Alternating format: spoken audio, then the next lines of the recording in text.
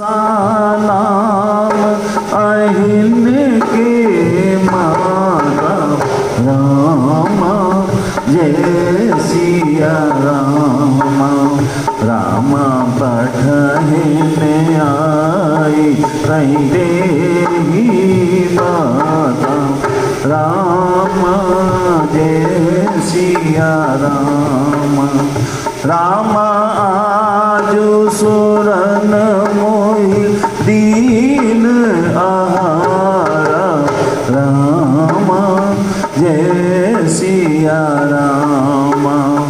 राम सुनत बचन के पवन कुमारा राम जय सिया राम। राम राम काज करी फिर में आवो राम जय सिया राम। राम सीता कही सुधी प्रभु ही सुनाओ राम जय सिया राम। राम तब तब बगल बैठा हूँ आई राम जय सिया राम। राम सत्य कहूँ मोहि जान दे माई राम जय सिया। राम कवनहु जतन देहि नहीं जाना राम जय सिया राम।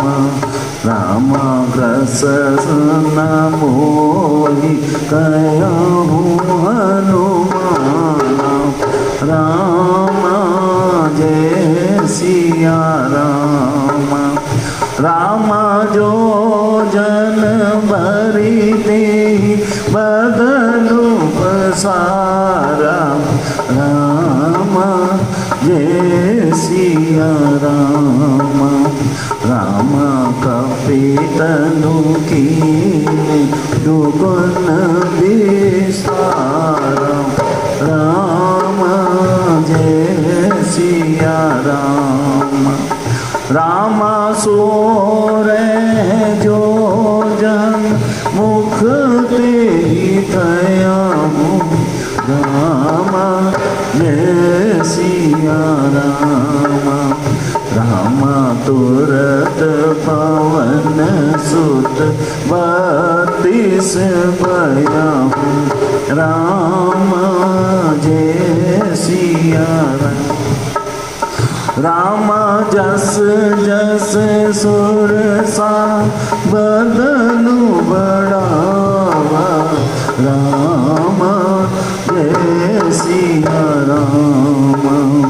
राम दासु दून कभी रूप दिखावा राम जय सिया राम।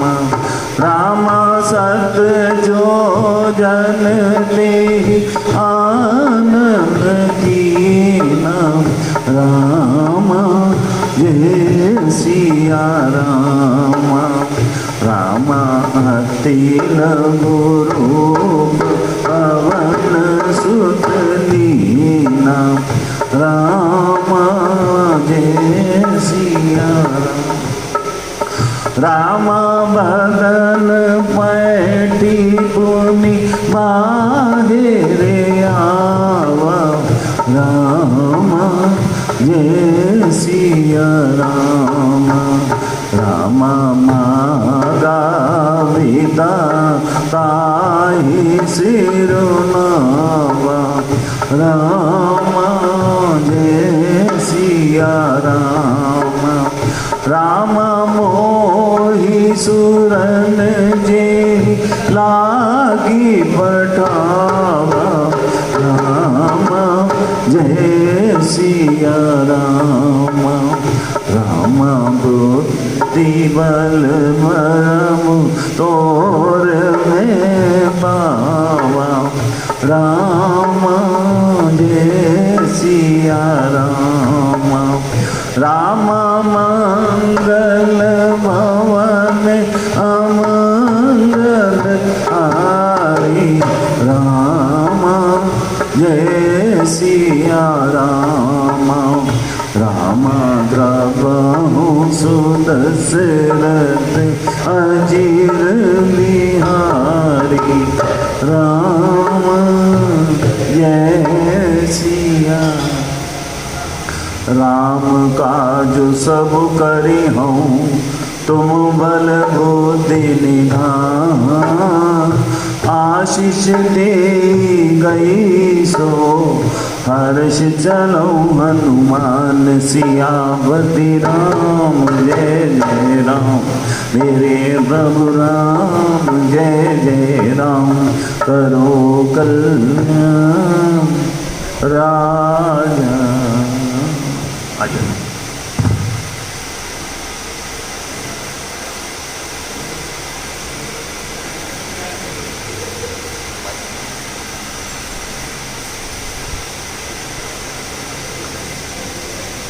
जनक सुता जग जननी जानकी। अतिशय प्रिय करुणा निधान की। ताके जुग पद कमल मनावऊँ। जासु कृपा निर्मल मति पावऊँ। सीताराम चरण रति मोरे। अनुदिन बढ़ायूं अनुग्रह तोरे। बार बार वर मांगऊँ हर्ष देव श्री राम। पद सरोज अन पायनी। भक्ति सदा सत्संग सियावर राम। जय जय राम मेरे प्रभु राम। जय जय राम करो कल्याण सीताराम। प्रणवो पवन कुमार खलबन पावक ज्ञान घन। जासुर हृदय आगार बसहि राम सर जाप धर। श्री गुरु चरण सरोज रज। निज मन मुकुर सुधार। मरनहुँ रघुवर विमल जसु। जो दायक फल चारि। बोलिए हनुमान जी महाराज की जय। पूज्य पाद गोस्वामी तुलसीदास जी महाराज की जय। सद्गुरु भगवान की जय। जय सिया राम। सुंदरकांड में रामचरितमानस के पंचम सोपान में हम सब ने देखा कि हनुमान जी ने अपनी लंका की यात्रा शुरू कर दी है।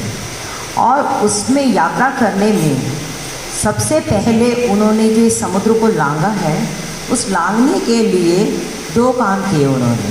एक तो शरीर विशाल होना पड़ा। ऊपर चढ़े हैं, भूधर पे चढ़े हैं और शरीर विशाल हुआ और शरीर को भारी भी किया, क्योंकि भारी होने से ही तो चले उस होगा पाताल तुरंता। जो पर्वत जिस पे थे वो पाताल में उनके वेग से, उनके भार से वो नीचे गिरा। हम सब जानते हैं अष्ट सिद्धियाँ हैं, जिसमें अनिमा, महिमा, लघिमा, गरिमा, प्राप्ति, प्राकम्य, वशीक, ईशित, ये 8 प्रकार की सिद्धियाँ होती हैं। और हनुमान जी ने इस सुंदरकांड में इन सब सिद्धियों का पूरा उपयोग किया है। भारी हो गए और कभी कभी हमने देखा है हल्के भी हो गए। देह विशाल परम हरुआई, जब लंका को जलाना है और उस समय जब पूंछ में आग लगी हुई है तो देह तो पूरी विशाल है और लेकिन है बहुत हल्के। और लेकिन अभी यहाँ से जब ऊपर सुंदर पर्वत से छलांग लगानी है तो देह तो बहुत विशाल है लेकिन भारी है। भाई हवा का मुकाबला कैसे करेंगे अगर भारी नहीं होंगे? तो कभी भारी हैं, कभी हल्के हैं, कभी लघु हैं और कभी अति लघु हैं। तो इस प्रकार की सिद्धियों का भी यहाँ हनुमान जी ने सुंदरकांड में प्रयोग किया है। तो जब संतों का कहना है, पंडित रामकिंकर जी का ये अभिप्राय है कि जैसे हनुमान जी ऊपर शिखर पे चढ़े हैं छलांग लगाने के लिए, तो उन्होंने सोचा कि जब मैं ऊपर अब चढ़ गया हूँ तो ऊपर चढ़ के व्यक्ति को अभिमान आने का बहुत खतरा रहता है। नीचे गिरने में, नीचे वाले को तो कोई गिरने का इतना खतरा नहीं है, लेकिन जितनी जितनी ऊंचाई पे व्यक्ति चढ़ता है, एक पैर फिसला और नीचे पूरा का पूरा व्यक्ति गिर जाएगा, पतन हो जाएगा।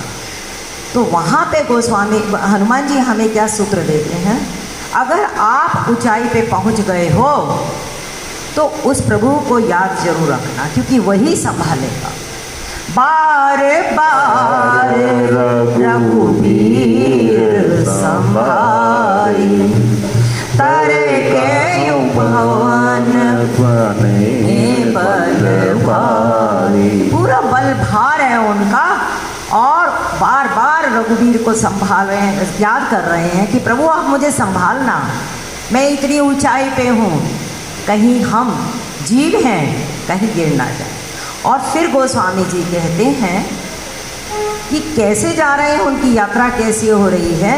जिमी आमोग रघुपति दरबाना। हम सब जानते हैं बाण जो है वो निष्प्राण होता है, बाण में कोई ताकत अपनी नहीं होती, उसको तो कितनी दूर तक जा पाए बाण, वो तो जो बाण चला रहा हो धनुष पे चढ़ा के, ये उसके बल की और उसकी क्षमता का प्रतीक है। जितना तेज वो धनुर्धर होगा उतनी तेज तक उसका बाण वहाँ तक जा पाएगा। गोस्वामी जी कहते हैं यहाँ पे जब चल रहे हैं हनुमान जी, तो हनुमान जी नहीं दिख रहे हैं उनको रघुपति का अमोघ बाण दिख रहा है। और वो बाण कौन चलाने वाला है? रघुपति। वो तो कहते हैं मैं तो निष्प्राण हूँ, मेरा तो कोई बल है ही नहीं। जैसे पहले भी सब लोगों ने अपने अपने बल बताए थे, उन्होंने कहा मेरा अपना कोई बल हो तो मैं बताऊँ ना, मेरा तो कोई बल है ही नहीं, ये बल तो रघुपति का है। और यात्रा आगे आगे बढ़ती है हनुमान जी की। हम सब ने कल देखा कि जल निधि ने रघुपति के दूत को आश्रय देने के लिए, थोड़ा आराम देने के लिए, जैसे पहले काफ़ी समय पहले, अब तो डायरेक्ट फ्लाइट काफ़ी दूर दूर तक चली जाती हैं, पहले क्या होता था कि हॉल्ट हो जाता था और वहाँ पर एरोप्लेन जो है वो ईंधन लेने के लिए, फ्यूल लेने के लिए कहीं कहीं रुकता था कि भाई यहाँ ईंधन ले लिया, अपना डीजल डलवा लिया, जो भी डलवाना फ्यूल, और उसके बाद की आगे की यात्रा शुरू होती थी। जलनिधि ने भी यही सोचा कि 100 योजन का रास्ता है, रास्ते में थोड़ा बहुत श्रम चल रहा है तो थकावट भी हो गई होगी, स्टेशन तो चाहिए बीच में, तो थोड़ा सा तो फ्यूल और डल जाएगा, कुछ खाना पीना आराम हो जाएगा, तो थोड़ा सा यात्रा सुगम हो जाएगी। तो जलनिधि ने रघुपति के दूत को एक विश्राम देने के लिए उन फौरन एकदम मैनाक को बोला, पर्वत को, कि तुम जाओ और उनको वहाँ पर आश्रय स्थल दो। मैनाक की गति हमने कल भी बताया था कि बहुत तीव्र है उसकी भी गति। जितनी तीव्र गति से हनुमान जी जा रहे थे, तो जलनिधि ने उसी समय कहा कि अगर आपने जरा सा भी देर किया तो वो तो निकल जाएगा मामला, फटाफट आप पहुँचो। हम सबने देखा मैनाक पर्वत वहाँ आए, उन्होंने अपना परिचय दिया और उन्होंने कहा कि मैं आपके पिता का मित्र हूँ, और भी संबंध बताया कि आप शंकरा अवतार हैं और उस नाते मैं आपका साला लगता हूँ। क्यों? मैना और हिमाचल का मैं पुत्र हूँ, और मैना और हिमाचल की जो बेटी है पार्वती, वो भगवान शंकर के साथ ब्याही हुई है। अब वो मेरी बहन है और आप यहाँ से जा रहे हैं, तो मैं उस हिसाब से, और पवन देव भी मेरे बहुत अच्छे मित्र हैं, तो मेरा तो बनता ही है कि मैं आपको एक अनुकूल व्यवस्था दूं। लेकिन हनुमान जी अपने कार्य में इतने मग्न हैं, उनको और कोई लक्ष्य दिख ही नहीं रहा सिवाय एक ही लक्ष्य के, जो जामवंत जी ने उनको बता दिया था कि तुम जाओ सीता को देखो और सुधि लेकर आना है। और ये एक जिसने लक्ष्य निर्धारित किया हो उसके लिए एक बहुत सुंदर सूत्र है कि अर्जुन की तरह उसको मछली की आंख ही दिखनी चाहिए, इधर उधर देखे तो ध्यान भटक जाएगा। संतों ने यहाँ पे मैनाक पर्वत को, स्वर्ण पर्वत को ये भी बताया है कि जब जीव यात्रा में जाता है भक्ति की यात्रा में खोज के लिए, तो सबसे पहले ये स्वर्ण, ये संपत्ति, ये माया बीच में विघ्न डालती है। और जब व्यक्ति उसको, और अब देखो हम सब जीव हैं, संसारी हैं, हमें क्या नहीं चाहिए, ये कह दो कि हमें पैसा नहीं चाहिए, हमें ये सब चीज़ें व्यवस्थाएं नहीं चाहिए, तो ये सब कहने की बातें हो जाएंगी, सत्य तो नहीं है। कपड़ा भी चाहिए, मकान भी चाहिए, अच्छी अच्छी सब सुविधाएं भी चाहिए। गोस्वामी जी हनुमान जी के माध्यम से यहाँ पे ये सूत्र देना चाहते हैं कि हमारे जीवन की यात्रा में सीता रूपी भक्ति शांति की खोज में अगर सुख सुविधाएं संपत्ति कुछ आती हैं तो हमें उसको नकारना नहीं है, हमें उसको स्पर्श करके प्रणाम करके अपनी यात्रा को आगे चलना। ये नहीं कहना कि हमें नहीं चाहिए। बड़े बड़े जितने ये संत सद्गुरु जो भी हैं वो अपने अपने आश्रम बनाते हैं या जो भी अपनी प्रवृत्ति करते हैं, उसके लिए भी तो पैसा चाहिए ना। हर चीज़ के लिए यहाँ पर सब कुछ सुविधाओं के लिए भी पैसा चाहिए। तो यहाँ पे हनुमान जी ने एक सूत्र दिया कि अगर कोई यहाँ पे स्वर्ण के रूप में भी मेरी साधना के बीच में कोई आता है तो मुझे उसको भी नकारना नहीं है। उनको भी उन्होंने स्पर्श किया और प्रणाम करके और ये कहा कि राम काज कीने बिनु मोहि कहाँ विश्राम। हनुमत लाल जी की तो खोज सीता को देखने की है लंका में जाकर। हम जैसे जीवों के लिए क्या है खोज, हमारी राम कार्य क्या, हमारे भी जीवन में आयुष्य तन अंजलि, आयुष्य तन अंजलि टपकत श्वासो श्वास। हमारी आयु ही श्वास श्वास पे घट रही है। बिना भजन तेरो जात है ये अवसर ईसर दास। ये जो अवसर मिला है हमें, ये जो देह शरीर मिली है हमें, ये हमें भजन के लिए मिली है। संत कहते हैं ये तो आयु जैसे जल अंजलि पे हम जल रखते हैं और टपकते टपकते एकदम वो जल गिर जाता है और ख़त्म हो जाता है, ऐसे ही इस सांस जो शरीर में हमें और हम सबको सांसें भी गिन के ही मिली है। आप संपत्ति से, आप पैसे से दुनिया की सब वस्तुएं खरीद सकते हो, लेकिन ये जो सांस चल रही है इसको आप नहीं खरीद सकते। जितना हमें इन सांसों पे, इसीलिए तो बोला गया है सांस सांस सुमिरो गोविंद मन अंतर की उतरे चिंत। चिंत मेरे मैल। सांस सांस में जब हम परमात्मा का नाम लेंगे हमें ध्यान करना नहीं पड़ेगा, ध्यान हो जाएगा। मन को वश में नहीं करना पड़ेगा, मन वश में हो जाएगा जब हमारी सांस को। और ऐसा माना जाता है जो प्राण है ना, ये प्राण हमारे यहाँ कंठ तक आते हैं, यहीं से यहाँ नासिका से और यहाँ तक की जो यात्रा है ये प्राण की। और इन प्राणों के रक्षक भी हनुमान जी। और ये कहते हैं जितना हनुमान चालीसा का हम पाठ करेंगे, हनुमत लाल जी की साधना करेंगे, उतना उतना हमारा प्राण तत्व मजबूत होता चला जाता है। तो यहाँ पे हनुमान जी रुके नहीं और इनकी यात्राओं में भी विघ्न आया है। 3 तो नारियों ने विघ्न दिया, ये सात्विक विघ्न था स्वर्ण का, ये सात्विक विघ्न है। आगे राजसी विघ्न आएगा जो ये सुरसा का प्रसंग आज हम देखने वाले हैं। पूछा किसी ने गोस्वामी तुलसीदास जी के माध्यम से हनुमान जी से कि आपने सुरसा को तो मारा नहीं और सिंहिका को मार दिया एक मुठिका में, सुरसा को तो आप, और दोनों ही खाने आई हैं आपको, तो वहाँ पर आपने क्यों नहीं किया? 2 महिलाएं और दोनों महिलाओं के साथ अलग व्यवहार आपने किया। पंडित राम किंकर जी का ये है अभिप्राय। तो उन्होंने बोला कि सुरसा जो है वो है लोकेशना। लोकेशना हम जानते हैं कि गोस्वामी जी कहते हैं उत्तरकांड में, सुत वित लोक एशनातीनी केहि के मति इन कृत नामलीनी। एक सुतेशना, एशना मैंने इच्छा, चाहत। हम सब संसारी, सबको ही लगता है संतान होनी चाहिए। अपनी संतान ब्याही गई हो तो आगे बच्चों की भी संतान होनी चाहिए। सुतेशना रहती है जीव की। उसके बाद वित्तेशना, पैसा भी होना चाहिए। हम लोग संसारी हैं, जीवन चलाने के लिए पैसे की भी इच्छा तो रहेगी रहेगी।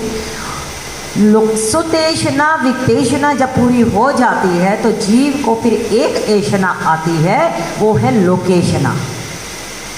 लोकेशना का मतलब है कि अब हमें लोग जाने, प्रसिद्धि मिले। तो हम और कभी किसी ट्रस्ट के मेंबर बन जाएंगे, कभी किसी सोसाइटी के मेंबर बन जाएंगे, कभी किसी पॉलिटिकल पार्टी में हम लोग एक्टिव हो जाएंगे ताकि लोग हमें जाने, प्रसिद्धि हो, हमें लोग अच्छा कहें। और ये प्रक्रम आता ही आता है। पहले जीव की यात्रा में सबसे पहले संपदा, धन ये सब कुछ आएगा और उसको जब वह हनुमान जी की तरह स्पर्श करके राम काज के लिए आगे निकल जाएगा तो उसके बाद ये लोकेशना रूपी सुरसा आएगी ही आएगी। क्योंकि त्यागी हो गए ना, स्वर्ण का त्याग करा है। मैनाक स्वर्ण पर्वत है, स्वर्ण का त्याग करा है। अब यहाँ पे भी अगर कोई व्यक्ति धन का त्याग कर दे तो लोग उसकी पूजा करते हैं, अरे अरे वाह क्या बात है, कितने त्यागी हैं। अगर वो त्याग को भी समाज एक्नॉलेज ना करे तो व्यक्ति को बहुत पीड़ा होती है कि मैंने इतना दिया और लोग मेरे इसको वो नहीं करते। तो हनुमान जी ने तुलसीदास जी के माध्यम से ये दिया कि सुरसा है लोकेशना। लोग चाहे अपने नाम के लिए ही दान देते हैं, चाहे कैसे ही देते हो, अपनी प्रसिद्धि के लिए देते हो, लेकिन कुछ हद तक तो अच्छी प्रवृत्ति है ना। कभी कभी होगा, धीरे धीरे वो निष्काम हो जाएगा, लेकिन प्रसिद्धि के लिए ही सही कुछ तो अच्छा काम कर रहा है तो उसको मारना नहीं चाहिए। लेकिन सिंहिका जो है वो है ईर्ष्यावृत्ति। सिंहिका का काम था कि वो ऊपर लोगों को देखती थी और परछाई से उनको पकड़ लेती। ईर्ष्यालु व्यक्ति हमेशा जो अपने से ऊपर चल रहे लोग होते हैं उनसे वो ईर्ष्या करते, उसको गिराने की कोशिश करते। तो बोले लोकेशना तो कुछ हद तक अब अच्छी मानी जा सकती है, उसको रखा जा सकता है, लेकिन ईर्ष्या कुरूपी सिंहिका को तो मारना ही पड़ता है। बहुत बढ़िया। और हनुमान, ये सब पंडित राम किंकर जी के, देखो हम तो माध्यम हैं। जैसे डाकिया होता है ना, डाकिया तो यहाँ का संदेश लिया और वहाँ संदेश दे दिया, बस उतनी ही उसकी नौकरी होती है। तो हम जैसे लोगों का कहाँ, ये तो बड़े बड़े लोगों का प्रसाद हम बांट रहे हैं आप सबके बीच में। और बापू ने ये बोला है, किसी भी वक्ता को प्रमाणित होने के लिए जिसकी वस्तु जहाँ से ली है उसको वहाँ नाम लेके बताना चाहिए, नहीं तो वो प्रज्ञा चोरी मानी जाती है। अपने तो विचार है नहीं। और ये सब हम व्यास का ही तो जूठा खा रहे हैं यहाँ पे। अपने नाम पे हम कहाँ चढ़ा सकते हैं, हमारी बुद्धि इतनी है ही नहीं। कुछ सद्गुरु से जो हमने सीखा है उनके चरणों में बैठकर, संतों का जो हमने सीखा है सुना है, वही प्रसाद के रूप में परमात्मा ने निमित्त बनाया तो यहाँ पे बट रहा है। तो उनका ये कहना है कि ये लोकेशना रूपी सुरसा व्यक्ति के जीवन में आती है, लेकिन इसको कैसे डील करना है उसका बहुत सुंदर हनुमान जी ने यहाँ हमारे लिए मार्ग निर्देशन दिया है। अब वो क्या कहते हैं, जात पवन सुत देवन देखा, जाने कहूँ बल बुद्धि विशेषा। हम सब जानते हैं कि जब हनुमान जी ने अपनी यात्रा शुरू की है तो इतनी जोर से वो चरण दबा था कि पाताल में वो पर्वत चला गया। अब जब पाताल में पर्वत गया है तो उसी समय सब जगह खलबली हो गई। जो देवता जितने थे वो भी रावण से डरकर पाताल में ही छुपे हुए थे। अब उनको डर लग गया कि कहीं रावण यहाँ पे भी तो नहीं आ गया, जो इतनी खलबली मच रही है, शोर मच रहा है। बहुत डरे और उनको लगा कि थोड़ी देर में समझ में आया कि नहीं नहीं, ये रावण का काम नहीं है, ये तो रघुपति के दूत जा रहे हैं। अब रघुपति के दूत जा रहे हैं तो अब उन्होंने देखा कौन है, तो हनुमान जी। अब हनुमान जी का हम सब परिचय जानते हैं। अंगद खुद कह रहा है लंका की नगरी में कि वो तो बिल्कुल एक छोटा सा बानर है। सा है वो तो। और ये बात सही है, जो व्यक्ति बहुत बहुत विनम्र रहेगा वो व्यक्ति को हर कोई फॉर ग्रांटेड भी ले लेता है। अब ये यहाँ पर इतने बलशाली होते हुए भी सबको प्रणाम करके सबका माथा झुका कर जा रहे हैं। बोले अरे वहाँ तो मेघनाद, कुंभकर्ण, रावण जैसे राक्षस बैठे हैं, बलशाली बैठे हैं, ये सही में क्या बानर वहाँ पे जाके कुछ कर पाएगा या नहीं कर पाएगा? उछलना कूदना तो एक अलग बात है, लेकिन इतने बड़े बड़े दुर्धर्ष राक्षसों के साथ डील करना तो भाई बल भी चाहिए और बुद्धि भी चाहिए। अब उन्होंने कहा भैया परीक्षा करो कि कहीं ऐसे ही तो नहीं है कि हम खुश हो रहे हैं और ये यहाँ पे पता लगा कि ये भी खाली तीर गया। देवता वो लोग हैं जिनको विश्वास, जबकि भगवान ने बार बार कहा है कि तुम चिंता मत करो, निशिचरहीन करो मैं भुज उठाए पति। भुजा उठा के भगवान राम ने प्रण किया हुआ है कि मैं निशिचरहीन करूँगा, तो भी विश्वास कहाँ बन पाता है। हम सब लोग भी जो भटक रहे हैं अभी संशय के वन में, सिर्फ विश्वास की कमी के कारण ही है, वरना कोई कारण ही नहीं है। वो सबका ध्यान कर रहा है तो हमारा ध्यान नहीं करेगा। बल और बुद्धि की परीक्षा लेने के लिए अब उन्होंने युक्ति बनाई कि किसको भेजा जाए। पाताल लोक में है तो पाताल लोक में तो वहाँ पर हम सब जानते हैं नागों की, सर्पों की वहाँ पर पूरी की पूरी राजधानी है। तो गोस्वामी जी कहते हैं कि सुरसा नाम अहिन के माता। अहिन कहते हैं सर्प और अहिन सर्पों की माता। जहाँ आधा न और ह आ गया वो बहुवचन हो गया। तो ये सर्पों की माता है जो सुरसा है। सर्पों की माता कद्रू भी हैं, लेकिन यहाँ पे नाम डालकर कि वो कद्रू नहीं सुरसा गई है। तो सुरसा जो सर्पों की माता है उनको उन्होंने कहा कि हे माते, आप हमारा एक काम करें, आप ये जो रघुपति के दूत जा रहे हैं इनकी बल की और बुद्धि की परीक्षा आपको लेनी है। अब आपको कैसे लेनी है वो आप देखें। और कहते हैं वो बहुत भयंकर, और हम सब जानते हैं सर्पनी तो अपने अंडों को भी खा जाती है, बहुत क्रूर हृदय होती है। और महिला को ही लेने का क्या कारण रहा? देवता खुद तो आकर वहाँ पर सीधा पंगा नहीं लेंगे, देवता वो हैं जो पीछे से उकसाएंगे। तो यहाँ एक तो स्त्री है, हनुमान जी ब्रह्मचारी हैं, स्त्री को वो वध नहीं करेंगे, उनके साथ मर्यादा में रहेंगे। और जितनी चातुर्य से महिलाएं बल और बुद्धि की परीक्षा ले सकती हैं, रेकी कर सकती हैं उतना पुरुषों में नहीं है। और ये बात सत्य भगवान कृष्ण ने स्वयं गीता में भी कहा है कि हर चराच जितनी भी मेरी विभूति हैं उनमें मैं एक एक अंश से रहता हूँ, लेकिन महिलाओं में मैं 7 अंश से रहता हूँ। महिलाएं शक्ति हैं। तो देवताओं ने सर्पों की माता सुरसा को चुना कि माँ आप जाएं। पठयानि आई अब सुरसा आ रही है। अब सुरसा की भी स्पीड इतनी है कि जैसे ही मैनाक गया था वैसे ही सुरसा को भी देवताओं ने भेज दिया था, वरना वो तो वहाँ रुके नहीं है ना। हनुमान जी तो उन्होंने तो बस चलते चलते स्पर्श किया और उनकी यात्रा चल रही है। वो कह रहे राम काज कीने बिनु मोहि कहाँ विश्राम, वहाँ रुके नहीं हैं वो, अब उनको रोकना जरूरी है। अब सुरसा जो है वो उसी समय वहाँ पर पहुँच गई और जाके वहाँ पर बातचीत, उनका कोई उद्देश्य उनको खाने का नहीं था, उनका उद्देश्य था कि उनकी बल और बुद्धि की परीक्षा लेनी है, तो जाके पहले बात करने लगी है। वरना पहले खा सकती थी, कुछ ऐसा उपक्रम कर सकती थी, लेकिन नहीं।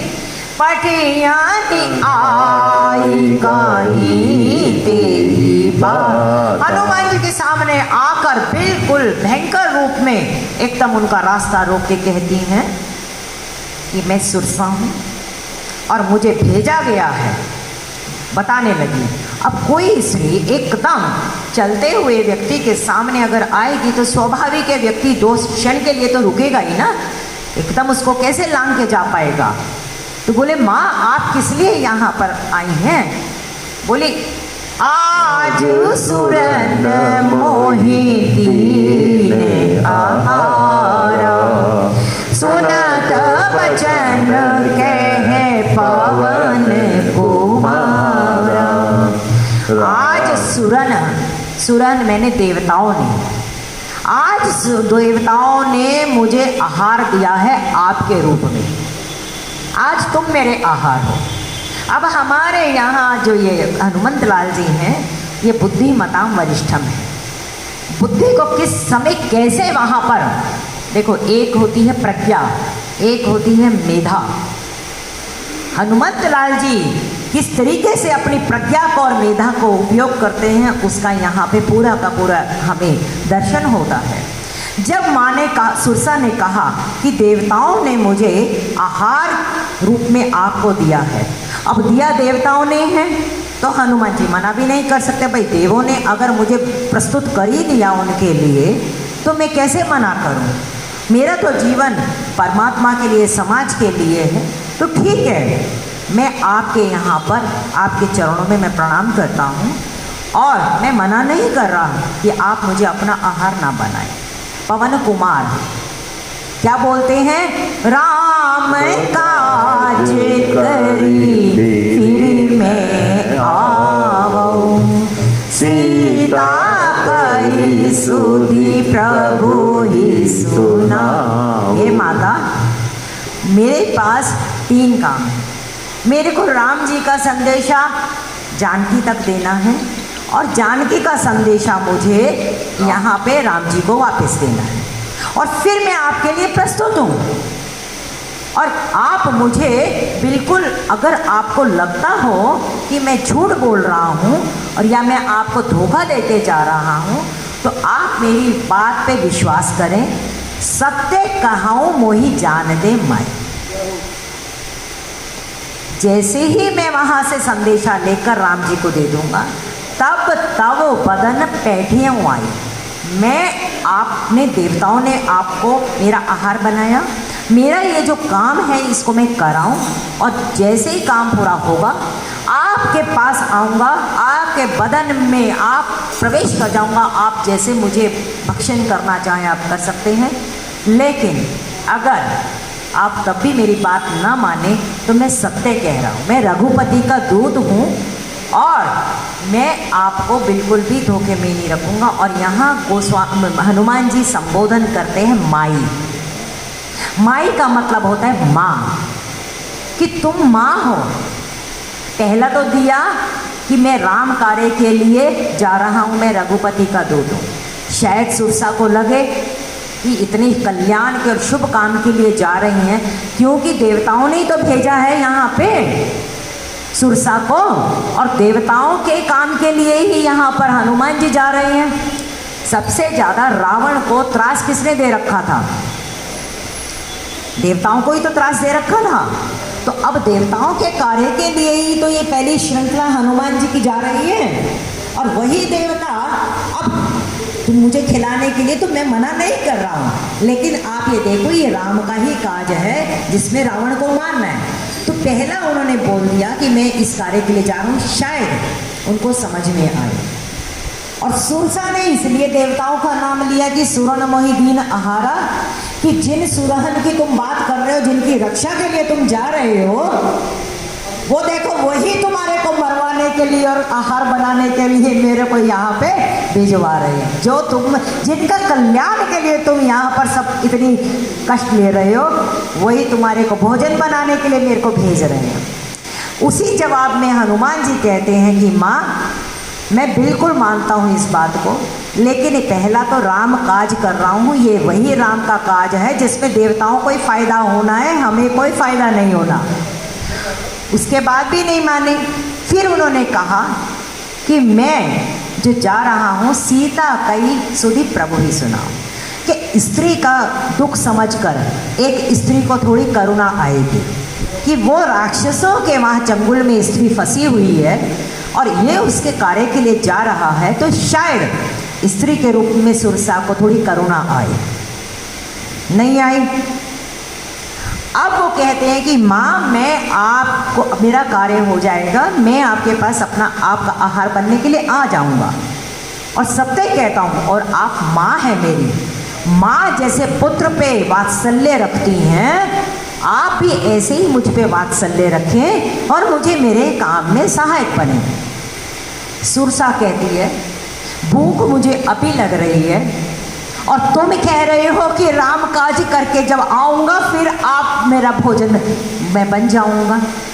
भूख अभी है तो बाद में भोजन कैसे करूँगी? और दूसरी बात, जब तुम राम काज करके आ ही जाओगे, जो देवताओं का भी कार्य है, तो तुम्हें खाने का यहाँ पर कैसे मैं उपक्रम करूँगी? खाने का कोई काम ही नहीं है फिर तो, एक बार गए तो गए। अब हनुमान जी को लगा कि भाई क्या करो। गोस्वामी जी कहते, कवने हो जतन दे नहीं जान। हनुमान जी बहुत जतन करे, हर तरीके से मनाने की कोशिश करी विनम्रता से, लेकिन सुरसा जो है नहीं मानी। अब जब नहीं मानी तो हनुमान जी ने कहा कि माँ फिर एक काम करो, जब आपने ठान ही लिया कि मुझे आहार बनाना ही है, तो ग्रससी न मोहि कहे हनुमान, फिर खा ही लो ना, बात खत्म हो जाएगी, देख लेते हैं फिर खा लो, काम मुका फटाफट, काम खत्म हो, या तो आप खा लेंगे या मैं बच जाऊंगा, हो जाएगी। किसके भरोसे पे? राम के भरोसे पे। मुरारी मेरो क्या बिगड़ेगो, जाएगी लाज तिहारी। अब तो तेरे काम से निकले, अब मर जाएंगे तो यहाँ मर जाएंगे, और पहुंचा दिया तो पहुंचा दिया, हम तो बान हैं।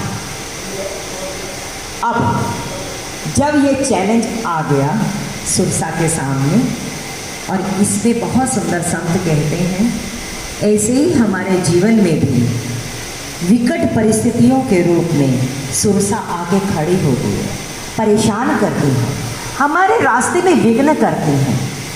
हमें प्रामाणिकता से, विनम्रता से उन परिस्थितियों को संभालना चाहिए। लेकिन अगर हमसे नहीं, अब वो परिस्थितियाँ नहीं अगर हमसे हो पा रही हैं, तो परमात्मा की शरण लेते हुए उन परिस्थितियों का दृढ़ता से सामना करना चाहिए कि आ जाओ, अब 2 और 2 4 हो ही जाए, जो होगा देखा जाएगा। कई बार हम परिस्थितियों से इतना घबरा जाते हैं और वो परिस्थितियां हमारी मानसिकता पे हावी हो जाती हैं, और मानसिक तौर पे हम इतने कमज़ोर हो जाते हैं, तो जैसे मानसिक तौर पे कमज़ोर हुए तो शरीर भी कमज़ोर हो जाएगा। ये प्राण बल हमें हनुमंत लाल जी सिखाते हैं कि सुरसा नाम जैसी कोई भी ऐसी विकट समस्याएं हमारे जीवन में आए तो एक समय के बाद उनका भी सामना करने के लिए हमें तैयार रहना चाहिए। हनुमान जी ने कहा ठीक है, करो करो, फिर खाना शुरू करो। अब मामला हुआ शुरू। जो जन भरी ते ही पदन पसारा, कपितनु कीन दुगुन विस्तारा। कंपटीशन शुरू हो गया आकाश में। सुरसा ने भी बदन इधर सुरसा और उधर हनुमान जी। हम सबने तो कल जाना था, 1 योजन में 4 किलोमीटर है, ठीक है, 12 साढ़े 12 किलोमीटर। अब जैसे जैसे सुरसा ने अपना बढ़ाया, 1 योजन का विशालता बढ़ाई, और विशालता उसकी ऐसे नहीं बढ़ रही थी, विशालता उसकी ऐसे बढ़ रही थी, क्योंकि इसको खाना है ऊपर की तरफ, ऊपर और नीचे, नीचे दाने हैं और ऊपर, तो उसका जो मुख बढ़ रहा है वो विशाल और भयंकर तो है ही, कुरूप तो है ही, लेकिन पूरी की पूरी जाड़ उसने खोल दिया, अपना मुख खोल दिया कि हनुमान जी को खा जाओ। हनुमान जी स्वाभाविक यात्रा कर रहे हैं तो भी तो छोटे रूप में ही है एक तरीके से। अभी 1 योजन का जैसे ही उसने मुख खोला, योजन भरी गई बदन पसारा। मुख तो खुला ही है, पसार भी रही है, अपने बदन को भी पसार रही है। उन्होंने 2 योजन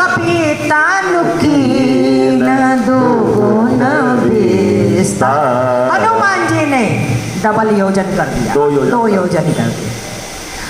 मतलब इतना अगर सुरसा का मुंह है तो हनुमान जी इतने हो गए।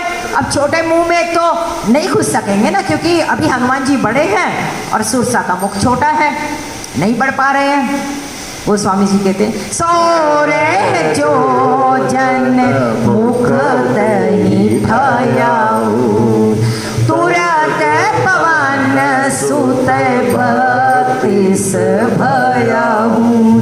16 योजन का मुख सुरसा ने फैला दिया।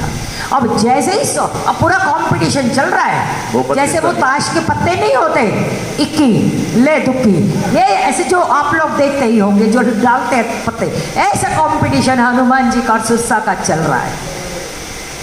16 योजन का मुख सुरसा ने बढ़ाया, 32 योजन का मुख हनुमंत लाल जी ने बढ़ा दिया। और फिर उसके बाद गिनती छूट गई। गोस्वामी जी कहते जस जस सुरसा बदन बढ़ावा, तासु तूने कपि रूप दिखावा। अब ये 4 16 की गिनती नहीं है।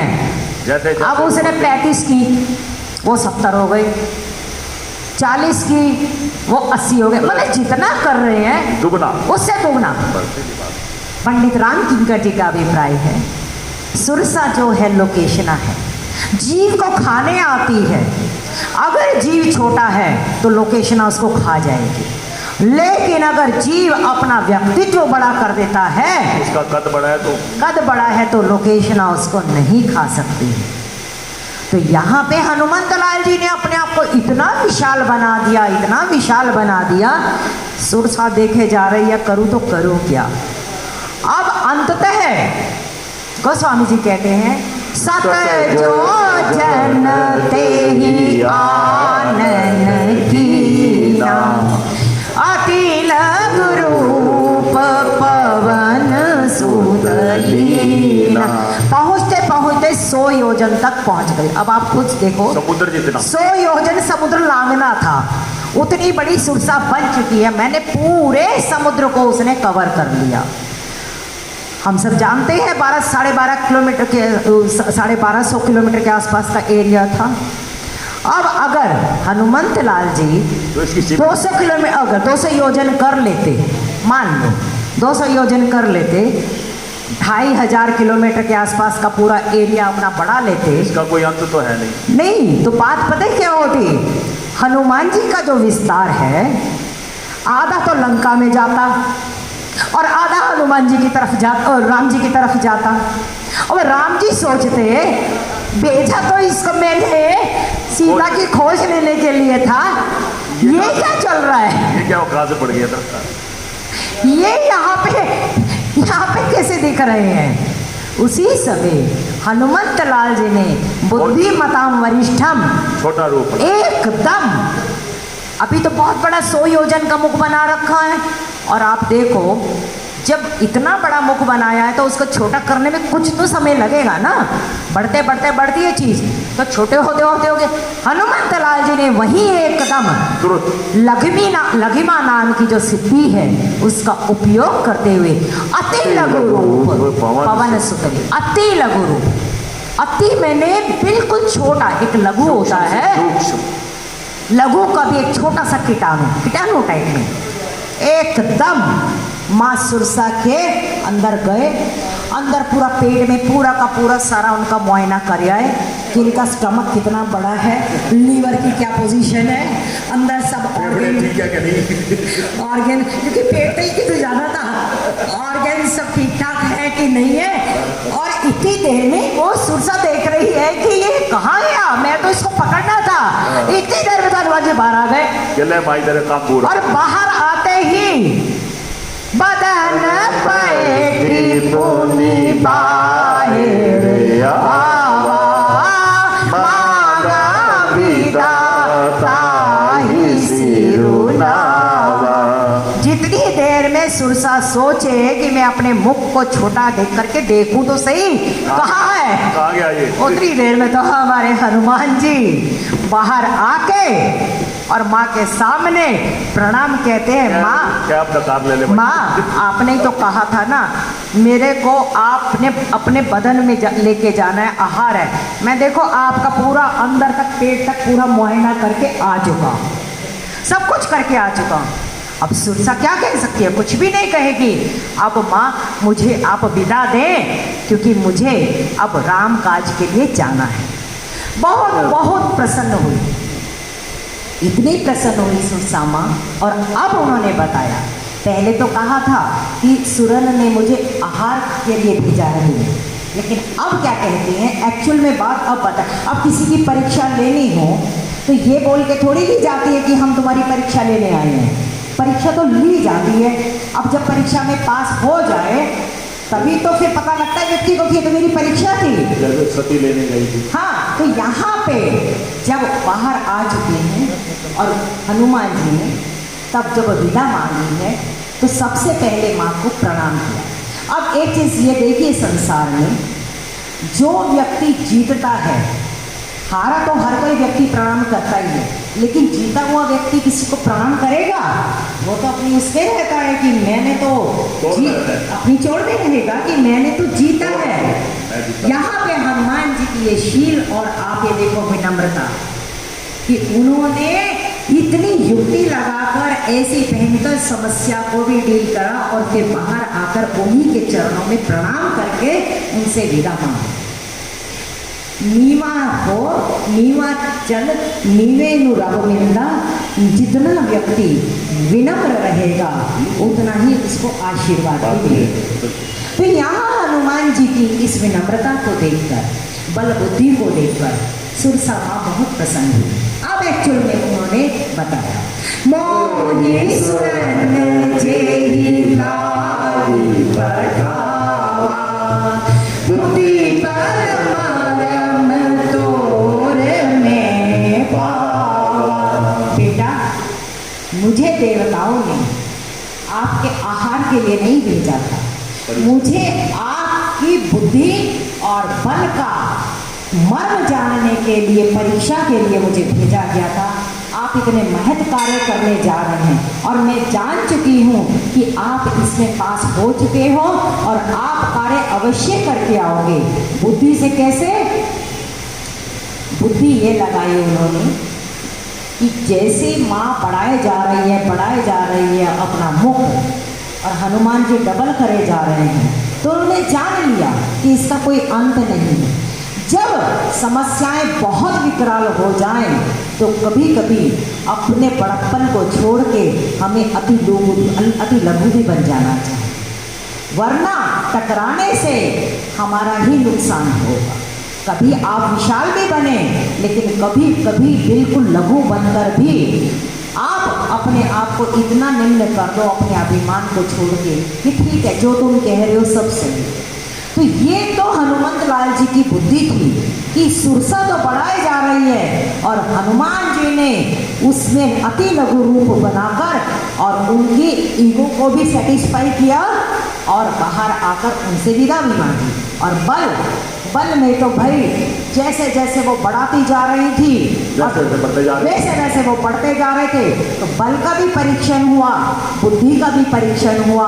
और सुरसा माँ इतनी प्रसन्न हुई कि जो माँ आई थी खाने के लिए देवताओं के कहने पे या उनकी परीक्षा देने के लिए, वही उनको आशीर्वाद देकर गई हैं।